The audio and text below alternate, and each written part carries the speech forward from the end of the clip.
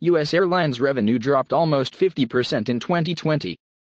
Total operating revenue of all U.S. airlines amounted to just $130 billion in 2020.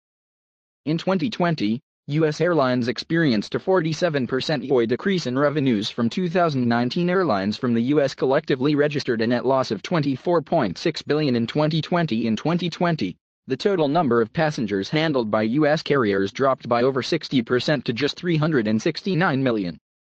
The travel and tourism industry was one of the most affected by 2020's coronavirus pandemic.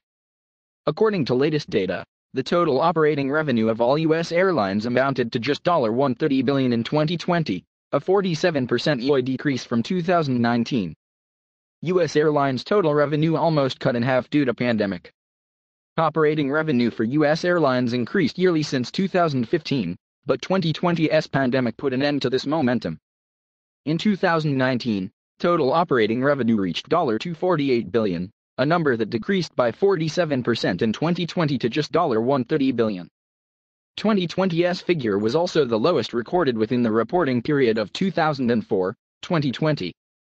Airlines from the U.S. collectively registered a net loss of $24.6 billion in 2020, a 256% decrease from 2019 when U.S. airlines registered a combined net profit of $15.71 billion. 2020's net loss was an even greater contraction than the one felt during the recession of 2008 when net loss was at $18.17 billion. U.S. carriers handled 60% fewer passengers in 2020. In 2019, U.S. carriers handled an estimated 926 million passengers, made up of 811 million domestic passengers and an estimated 115 million international passengers.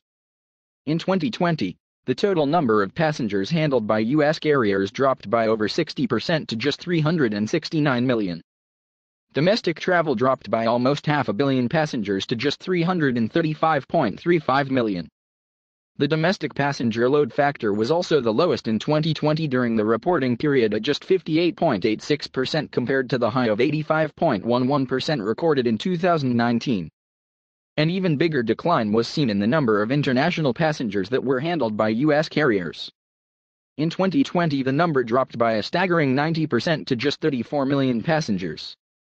The airline industry was crippled by the pandemic despite the strong momentum that has been built over the last few years.